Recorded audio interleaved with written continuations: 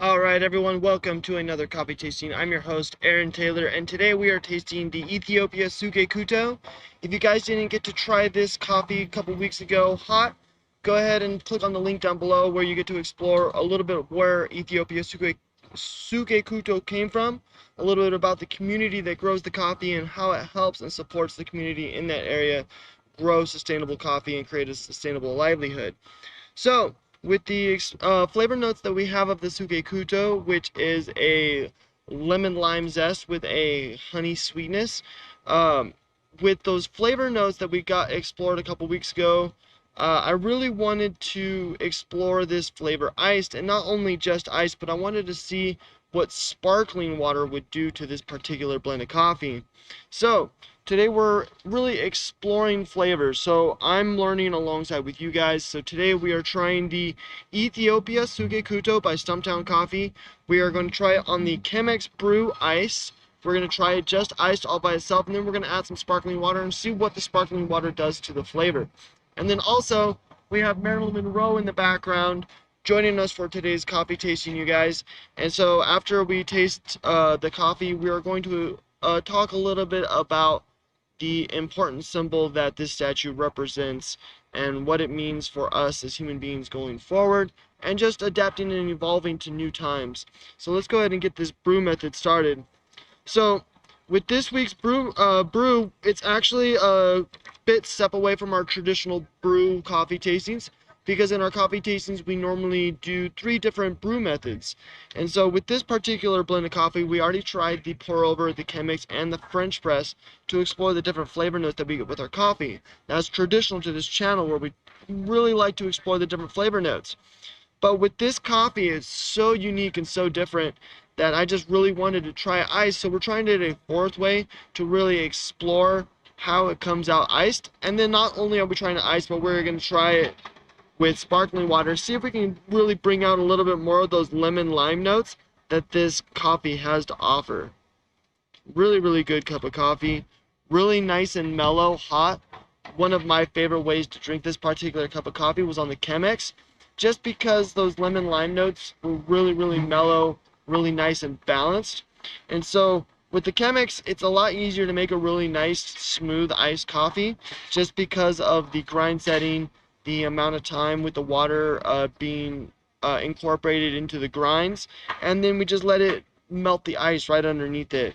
And so this is why I chose the Chemex as our ice version. If I were to choose any other method to make this iced coffee, I would have probably done a cold brew, but I just didn't have enough time to prep for a cold brew method for the Suke Quto, and I just like brewing in front of you guys, so it's a more along the lines of a brew alongside with me if you have the materials and the product, and then you can join me for the coffee tasting.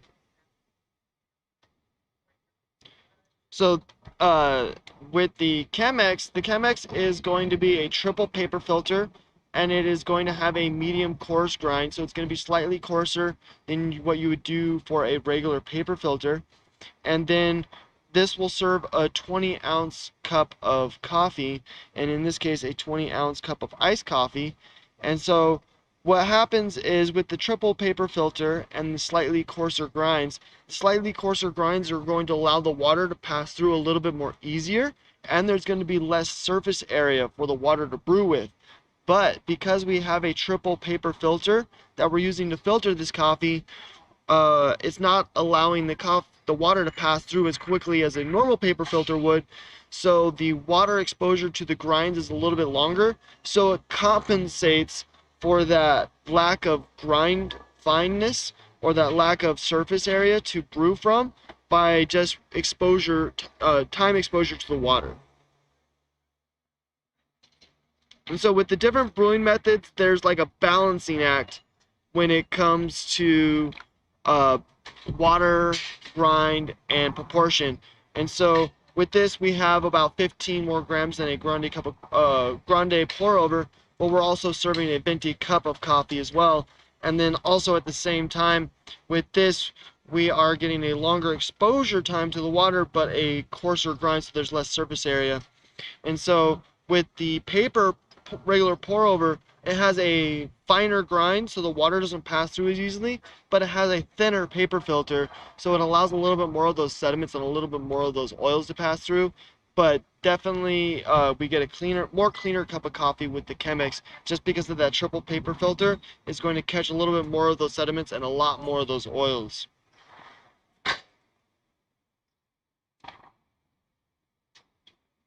And so small lot coffees are very important because we really get to explore and learn about where the coffee comes from and learn about the farmers. And so with each individual small lot coffee, they have a distinct story to tell, distinct flavors to experience. So that's why it's important to try all the different types of flavor, small lot coffees, is to really learn about the flavors. And then you never really get to discern the different flavors of coffee. Excuse me. You never really get to discern the different flavors of coffee until you try the different small lot coffees. Because when you get the larger batches of coffee, they they come from entire regions and they're all jam-packed into one bag, so we're getting a lot of flavors that are coming out that are supposed to represent a specific place in the world.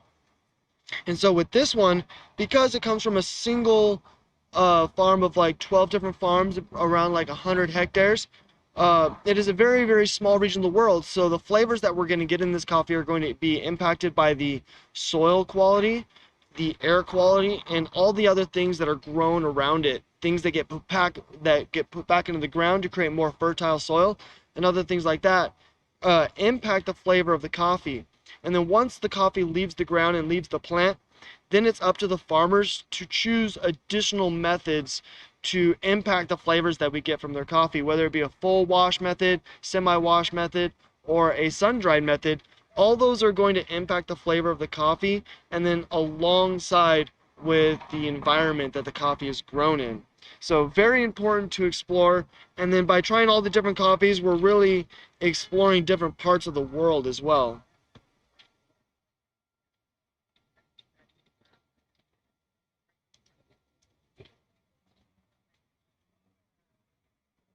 So with the Chemex is a really, really delicate brew. It's got such a nice flavor, very, very smooth, very balanced. If you aren't very partial to bold coffees, heavy sediment, a heavy mouthfeel, I would definitely recommend a Chemex just because of that triple paper filter. It allows us to filter out some more of those sediments and a lot more of those oils as well. And so we're still getting a balanced flavor with the Chemex, but it's going to be much more smoother. That's what we're getting with the Chemex, is a much smoother, cleaner cup of coffee. We're still getting those same flavor notes profiles that you would typically get with a French press, just because the French press does give us that nice, balanced, flavorful cup of coffee as well. But with the French press, we're getting all those oils and sediments, so that flavor profile is going to be much more intense. So we're getting the same balance, but way turned up in the flavor profile. While this, we're getting that balance, but it's filtered out with those sediments and those oils, so it's going to be a much smoother, cleaner cup of coffee. Much easier to drink if you aren't partial to those bitter flavors.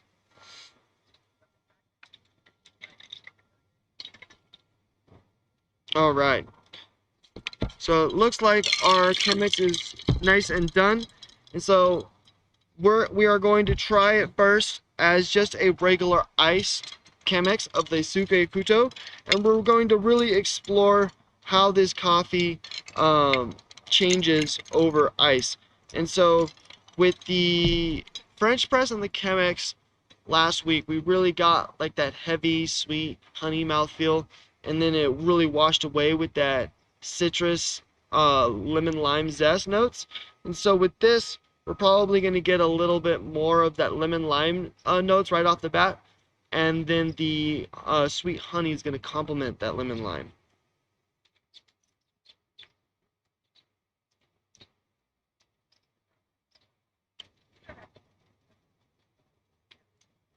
I don't know if you guys can see the color really good from the camera, but that is such an awesome color.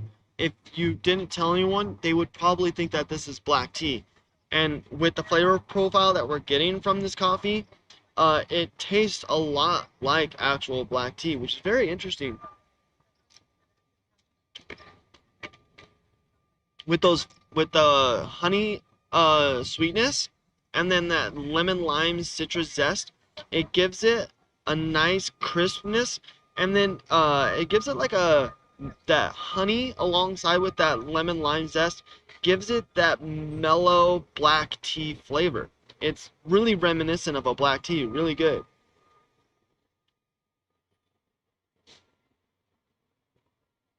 That is really good. What I like about it too is that honey sweetness adds a little bit of sweetness to it, so you don't need any sweetener. With black tea can get really bitter very quickly just because of the flavor notes that we have. So with this, because we have a honey mouthfeel flavor profile along with it, it gives it that sweet flavor that a black tea wouldn't normally have. And so just by natural contrast and flavor profiles, we are getting almost a semi-sweet black tea flavor. Really good. When I'm not drinking coffee, black tea is definitely my go-to. Um, it reminds me of being a child on vacation and visiting my grandma, and there always being sun-brewed black tea. So that's what black tea reminds me of. So now we are trying the Ethiopia Suke Quto iced over the Chemex, but we've added a little bit of sparkling water. I'm not sure if I added enough, so we're going to try it. I'm going to try it again, see if we can help bring out some certain flavor notes. Oh, wow.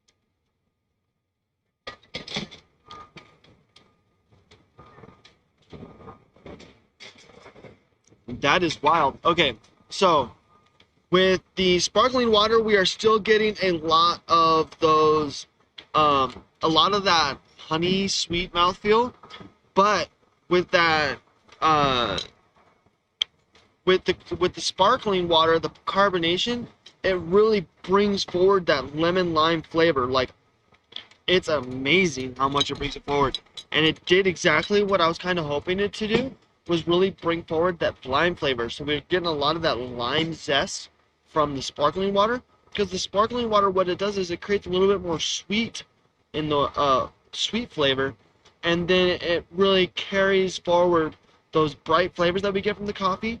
We still get a strong honey sweet mouth feel, but we're primarily getting those lemon lime zest notes from the sparkling water.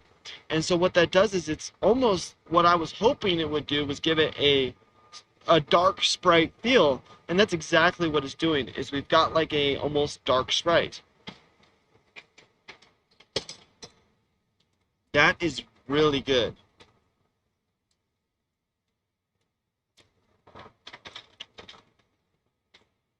Very intense how it brings out those different lime notes, but then we're still getting that smooth honey mouth feel. Really, really good. Really cool how we're able to explore different flavor notes. Just take some different flavor notes that we thought was very unique to this particular blend of coffee. Take an idea, brew it iced, and then add a little bit of sparkling water to bring out some more of those different flavor notes. Very interesting cup of coffee. Really good how we're bringing out those lemon lime notes. Very interesting idea to use sparkling water to help bring out a little bit more of those citrus notes. And then it really does taste like a Sprite with a little bit of bitters added to it. So we've got like a semi-bitter sweet Sprite coffee. Really good. I definitely recommend. And then Stumptown Coffee, if you guys are watching this live stream or this coffee tasting, you guys should definitely try the Suke Quto ice on the Chemex with some sparkling water added to it. Very good. Really brings out that lemon lime zest flavor, and you still get that honey mouth sweetness. So we're getting like a semi-sweet dark Sprite flavor. Really, really good. Thank you all for tasting this coffee with me. And so now we're going to talk a little bit about the Marilyn Monroe statue right behind me that that joined us for today's coffee tasting. And so we just got our Marilyn Monroe statue back, you guys. So if you guys are visiting Palm Springs, or if you live in Palm Springs, come check it out. Super cool. She's finally back.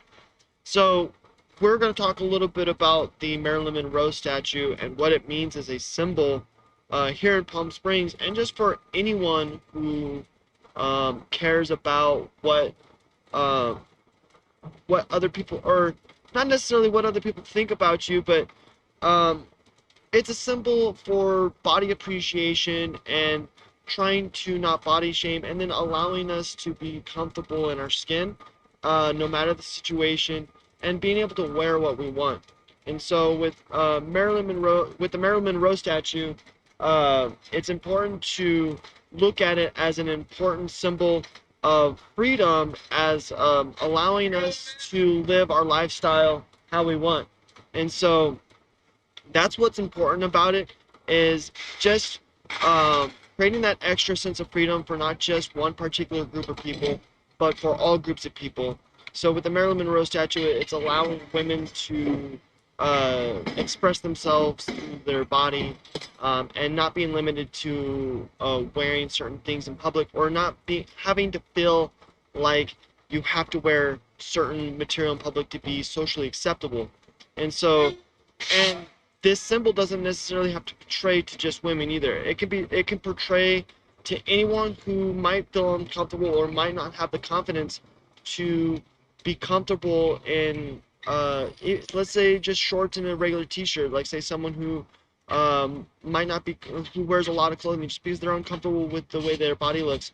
With the Marilyn Monroe statue, it's all about being comfortable in your body, being okay with who you are, and then just accepting other people for their appearance as well. So a lot of people look at it in a negative light as a sexual symbol, and that's not what the Marilyn Monroe statue is at all. What it is a symbol of expressionism and freedom.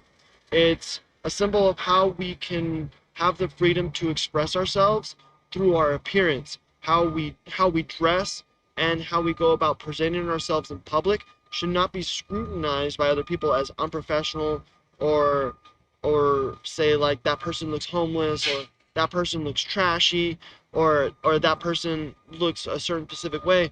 With this as a symbol, we need to learn to accept each other for who we are, no matter how we dress, no matter what we look like. And that's what the Marilyn Monroe statue is all about. It's a symbol for expressionism and freedom, so that we can all be who we want to be and not feel like we're being judged by other people around us. And it's a hard thing to get used to be comfortable in our bodies, learning how to dress how we want to dress and not let the judgment of other people affect how we display ourselves in public. And so one of the first things you want to do is just really worry about how you feel yourselves and not other people.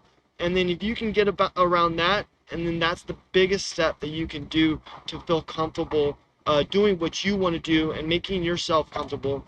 And then if you can be comfortable around other people and teach other people to be comfortable being themselves, then that will help not just yourself, but the community adapt and evolve and learn to accept other people for who they are.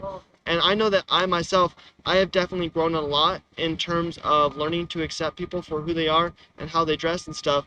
And so I want this to be kind of an inspiration for everyone else to kind of learn how to adapt and change, and be a little bit more open-minded to other people around you and how they act and portray themselves. And that's what this statue is all about, is expressionism and freedom, and being able to be who we are and what we want to be without having the scrutiny of other people around us. Not caring.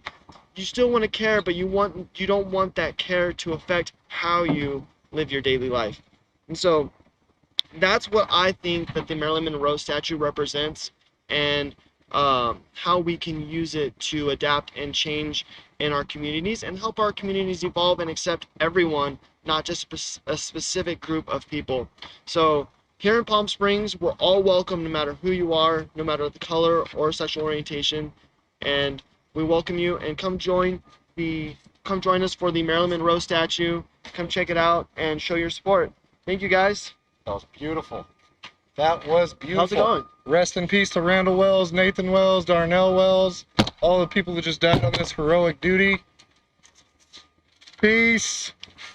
Fucking, that was insane, man. Good job. Thank you. Thank you. Yes, perfect. Okay, Mr. President. No, I'm just kidding. I'm kidding. That was a joke. Who fucking spray painted this whole area? The Palm Springs allows several artists to do it. Yeah. So Which one? That one right there? I'm not sure. So you'd have to Okay, you're really gonna want to catch this thing. Just kidding. Just kidding. Thank you. Thank you. Weed. Hello. Good.